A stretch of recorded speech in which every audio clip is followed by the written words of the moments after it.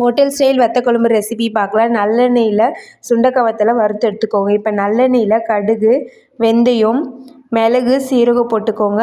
நல்லா பொரிச்சதும் வெங்காயம் சேர்த்துக்கோங்க, பூண்டு சேர்த்துக்கோங்க. நல்லா வதங்கட்டும். இதுக்கப்புறம் நீங்கள் நல்லா வதங்கினதுக்கப்புறம் கட் பண்ணி வச்சுருக்க தக்காளியும் போட்டு நல்லா வதக்குங்க. ரெண்டும் நல்லா வதங்கினதும் நீங்கள் கல் உப்பு இதிலே போட்டுக்கோங்க. அப்போ தான் சீக்கிரமாக நல்லா வதங்கும். அந்த உப்பு டேஸ்ட்டும் நல்லா ஊறும்.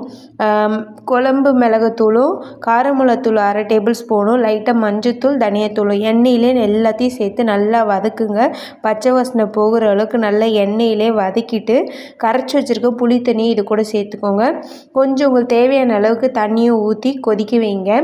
குழம்பு கொதித்ததும் தேங்காய் பத்தை கூட வெங்காயமும் சீரகத்தையும் அரைச்சி ஊற்றுனீங்கன்னா குழம்பு டேஸ்ட்டாக இருக்கும். இது கூட மிளகுத்தூளும் அந்த சுண்டக்காய் வத்தலும் சேர்த்து ஒரு 10 நிமிஷம் கொதிக்க வச்சு ஆஃப் பண்ணிங்கன்னா ஹோட்டல் ஸ்டைல் வத்தக்குழம்பு ரெடி. ட்ரை பண்ணி பாருங்கள்.